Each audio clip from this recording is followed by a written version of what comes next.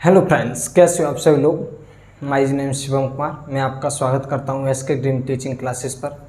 जैसे कि मैंने आपको बताया था, मैं आप लोगों के लिए एनडीए, एयरफोर्स, नेवी, आईसीजी के लिए मैंने आपको मिशन 2023 आपको लिए चालू किया है, जिससे कि मैंने इसमें मैथ आपको कंप्लीट मैथ कराने वाला हूं। इसमें मैंने आपको फर्स्ट चैप्टर यानी कि कॉम्प्लेक्स नंबर में करा चुका हूं। आज मैं आपको सेकंड चैप्टर कराने वाला हूं यानी कि वेक्टर। आज मैं वेक्टर का फर्स्ट लेक्चर कराने वाला हूं। चलो देखते हैं इसी में आगे क्या होता है वेक्टर, और मैं इसके बारे में डिटेल से बताऊंगा। वेक्टर की क्लास भी ऐसे ही जैसे मैंने 4 से 5 क्लास कॉम्प्लेक्स नंबर के लिए इसी तरीके से इसके लिए क्लास हैं। और अभी तक वीडियो को लाइक नहीं किया तो क्लासेस से जुड़े। चलो चलते हैं आगे। इसमें वेक्टर या वेक्टर क्या होता है, जैसे आपने फिजिक्स में भी पढ़ा होगा वेक्टर, और मैथ में वेक्टर है। वेक्टर यानी कि सदिश। सदिश क्या होता है वो बताता हूँ। सदिश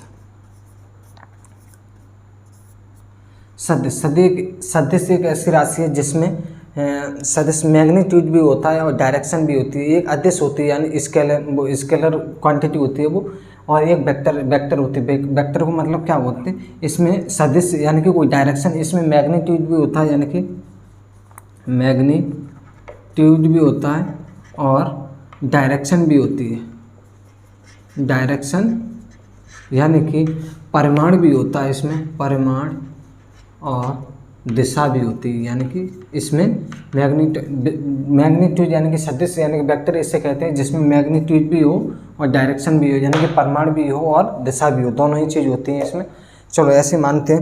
वेक्टर को कैसे शो किया जाता है, जैसे इसमें वेक्टर यानी कि कोई संख्या मैंने ए ले ली, इस पर वेक्टर लगाना, इसे वेक्टर बोलते हैं यानी कि ये सी वेक्टर, इसे वेक्टर बोलते हैं। ठीक है, अब इसमें आपको आगे चलते हैं। सबसे पहले मैं बताता हूँ इकाई वेक्टर क्या होता है यानी कि यूनिट वेक्टर यानी कि इकाई वेक्टर। इसमें नंबर 1 है इकाई वेक्टर,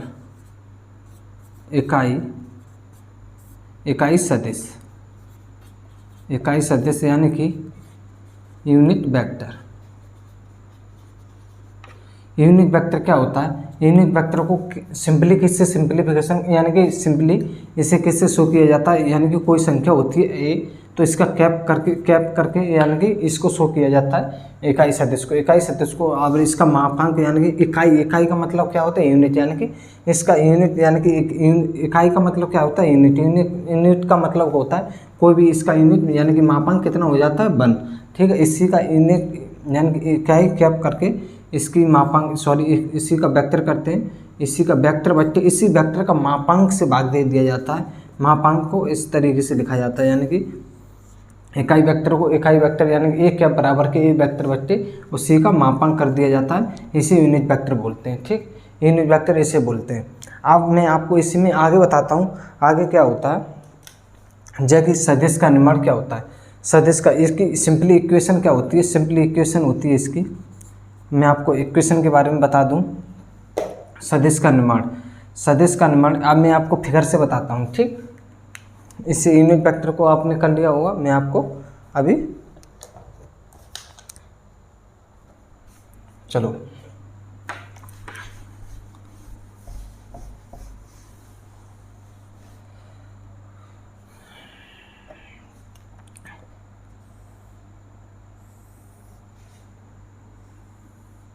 ये मैंने बना लिया एक्स अक्ष, ये होता है वाई अक्ष और ये होता है जेड अक्ष।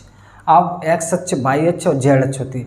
मैंने यहाँ पर कोई एक बिंदु P मान लिया। ठीक है, कोई बिंदु है मेरा, यहाँ पर मेरा कोई बिंदु है, इससे यहाँ से यानी कि बिंदु भी प्रक्षेप है यानी कि मेरा प्रक्षेप मतलब जानते हो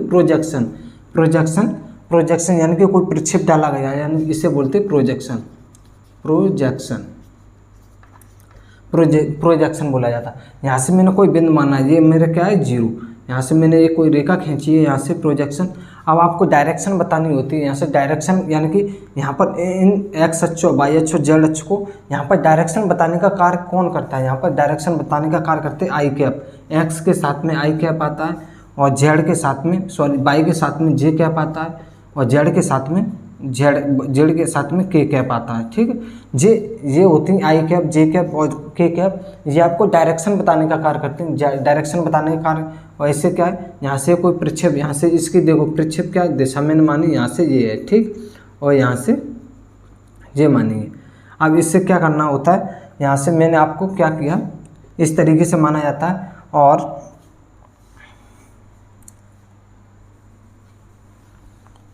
अब चलो देखते हैं। और मैंने आपको एक्स अक्ष से कोई भी दूरी मान लिया जाता है। जैसे मैंने यहाँ से ओ पी एक बिंदु है मेरा, ओ पी यानी कि कोई एक प्रक्षेप है मेरा, क्या है, ओ पी वेक्टर बराबर के एक्स, ये एक्स कैप प्लस के बी वाई कैप और सी जेड कैप लगा दिया जाता है। ठीक है,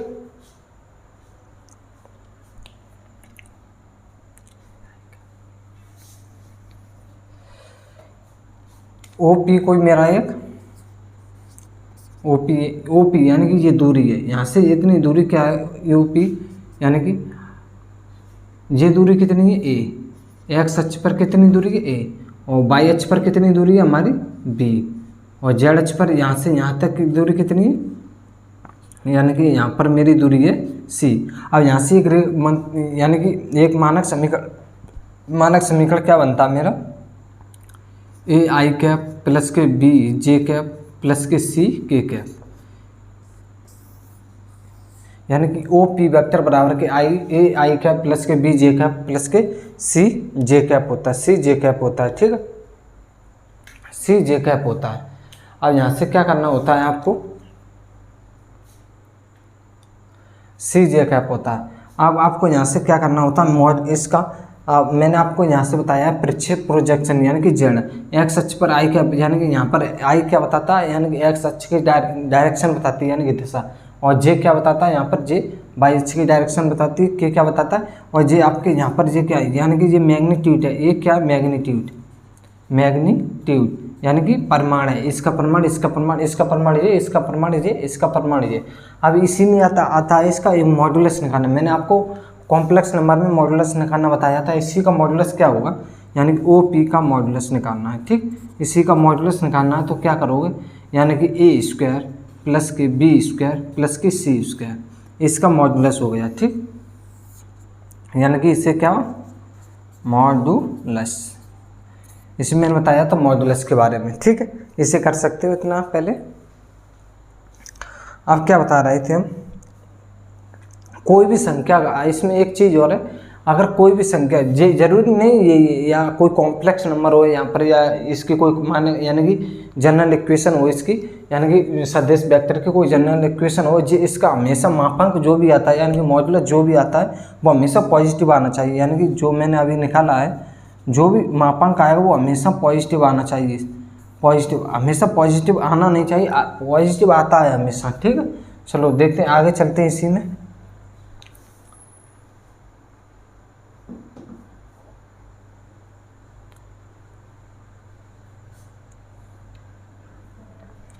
चलो आगे मैं इससे क्वेश्चन बताता हूँ, यानी कि इकाई सदिश यानी कि इकाई वेक्टर से एक क्वेश्चन बताता हूँ। क्या है इकाई सदिश, यानी मैंने अभी एक इक्वेशन ले लिया, यानी कि P बराबर 2i प्लस के 3j माइनस के 4k। ठीक, मैंने ये मान लिया।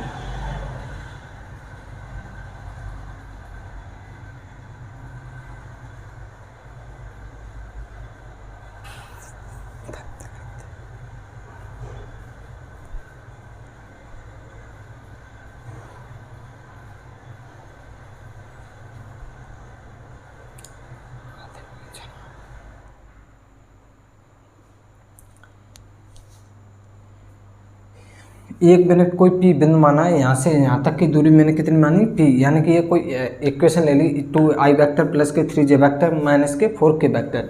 अब इसका मुझे क्या बताना, i कैप यानी कि P कैप बताना। P कैप का मतलब क्या है, इसका इकाई सदिश बताना है,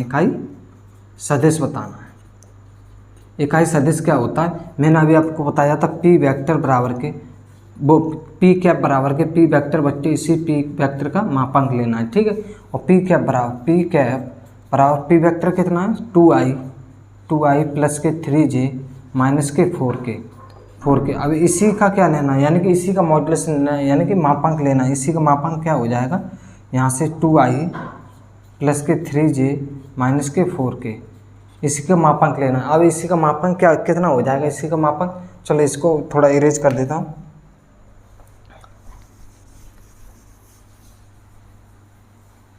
अब इसी का मापांक क्या हो जाएगा, यहाँ से देखो, यानी कि पी कैप बराबर के कितना है 2i प्लस के 3j माइनस के 4k।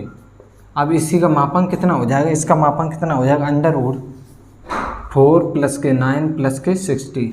अब इसे जोड़ सकते हो, पी वेक्टर बराबर के कितना हो जाएगा 2i प्लस के 3j माइनस के 4k अपॉन कितना हो जाएगा 60 और 35 यानी कि 39। ये आपका इकाई वेक्टर यानी कि पी कैप की वैल्यू आ चुकी है, यानी कि इकाई सदिश आ चुका आपका क्या पी वेक्टर। पी कैप बोलते हैं, इसे क्या बोलते हैं पी कैप, इसे टोपी बना देते हैं ऊपर से, पी कैप बोलते हैं, यानी कि 2i वेक्टर प्लस के 3j वेक्टर माइनस के 4k वेक्टर बट्टे यानी कि अंदर रूट में 39। ये आपका इकाई सदिश आ गया, यानी कि इकाई यूनिट वेक्टर आ चुका है, यूनिट वेक्टर। ये आपका फाइनली आंसर है। ठीक,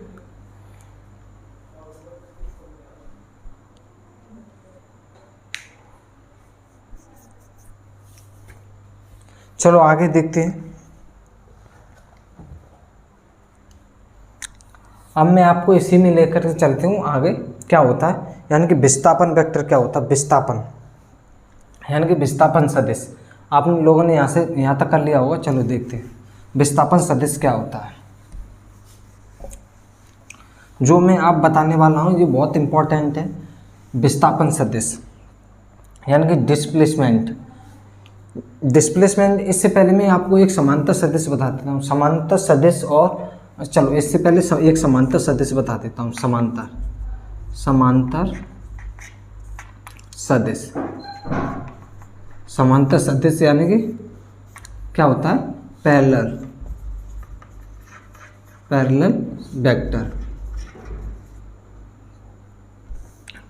वेक्टर। समांतर सदिश यानी कि पैरेलल वेक्टर क्या होता है, यानी कि कोई भी दो रेखाएं पैरेलल जाती हुई, तो इसे पैरेलल का मतलब क्या होता है, यानी कि कोई समांतर रेखाएं आपस में इस तरीके से आ रही हो, ये पैरेलल होती हैं, या ऐसे लिख सकते हो पैरेलल लाइन, इस तरीके से लिख सकते हो। अब जो बताइए पैरेलल लाइन, इन दोनों के बीच में एंगल कितने का होता है, यानी कि थीटा बराबर के 0 होता है। यानी ये तो आपको मालूम होगी थीटा बराबर के कितना होता है, इन दोनों के बीच में एंगल 0 होता है। ठीक है, इतना तो आपको मालूम होगा।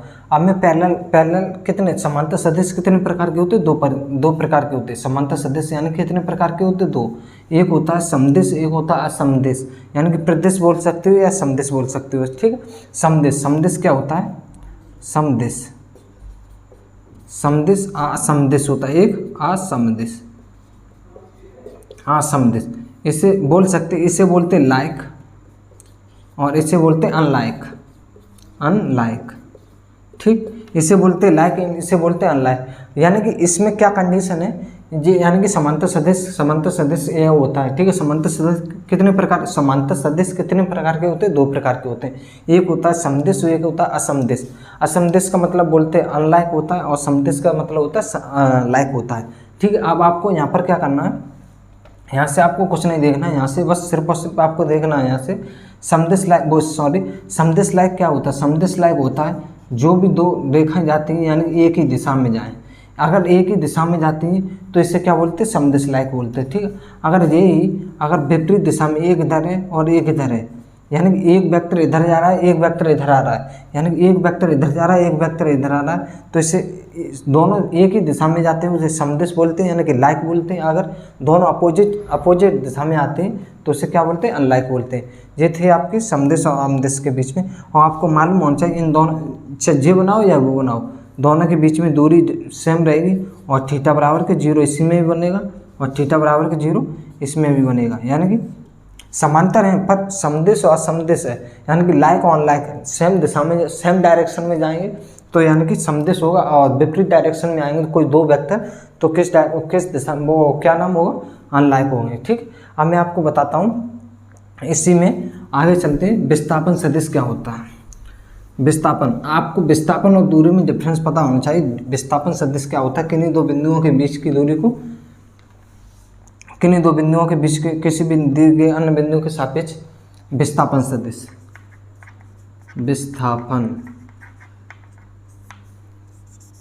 विस्थापन सदिश। यानी कि डिस्प्लेसमेंट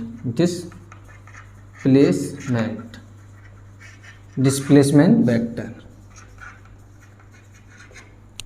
ठीक है, डिस्प्लेसमेंट वेक्टर यानी कि सदिश समांतर सदिश क्या होता है, किन्हीं दो बिंदुओं के बीच में किन्हीं, यानी कि डिस्प्लेसमेंट क्या होता है, जैसे एक बिंदु जी है और एक बिंदु जी है, हमें यहाँ से यहाँ तक जाना है, समझ में, यहाँ से कहाँ से, अगर मैं आपको यहीं से दूरी पूछें, दूरी यहाँ से यहाँ तक जाने के लिए कितनी दूरी लगी, दूरी को मतलब होता है दूरी किधर से भी जाओ, दूरी पर दूरी होता है, यानी कि मैं दूरी से बताता हूँ, दूरी आप इधर से इधर से इधर से कैसे भी जा सकते हो, यहाँ पर जाना है, ठीक है, इसे दूरी बोलते हैं। अगर डिस्प्लेसमेंट पूछूं यानी कि विस्थापन में पूछता हूँ तो तुम्हें क्या बताना होता है, विस्थापन वह न्यूनतम दो बिंदुओं के बीच की वह न्यूनतम दूरी, उससे विस्थापन बोलते हैं। यानी कि यहाँ से हम देखते हैं, यहाँ से डायरेक्ट यानी कि विस्थापन बोलते हैं, यानी कि कोई भी दूरी घूम फिर के जाओ या शॉर्ट में जाते हो, जैसे घूम फिर के जाते हो उससे दूरी बोलते हैं, और डायरेक्शन यानी कि सीधे जाते हो तो विस्थापन सदिश बोलते हैं। इसे लिखने का तरीका क्या होता है, यानी कि यहाँ से लिखने का तरीका होता है ए बी वेक्टर, ए से कहाँ पर जा रहे हैं बी पर, ए से बी पर जाओ या बी से ए पर आओ, कुछ भी हो, इस ए से बी पर जाओ या बी से ए पर, लिखने का तरीका क्या होता है, ओ बी वेक्टर माइनस के ओ ए वेक्टर। जब भी इस तरीके कोई क्वेश्चन आता है, जैसे ए बी दो वेक्टर दिए जाएंगे, आपको इसमें वो सॉरी जोड़ना या घटाना होता है, इस तरीके से किया जाता है, ठीक है, ओ बी वेक्टर माइनस के ओ ए वेक्टर, स्थिति सदिश या विस्थापन सदिश इस तरीके से निकाला जाता है, ठीक है।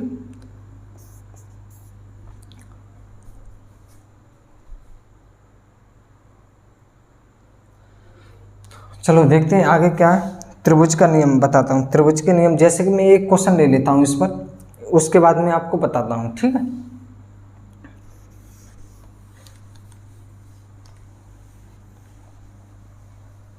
त्रिभुज का नियम क्या कहता है,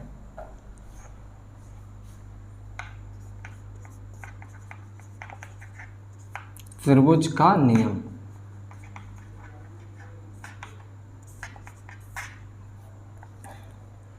लॉ ऑफ ए ट्राइंगल। त्रिभुज का नियम क्या कहता है, त्रिभुज ट्राइंगल बनाया मैंने कोई,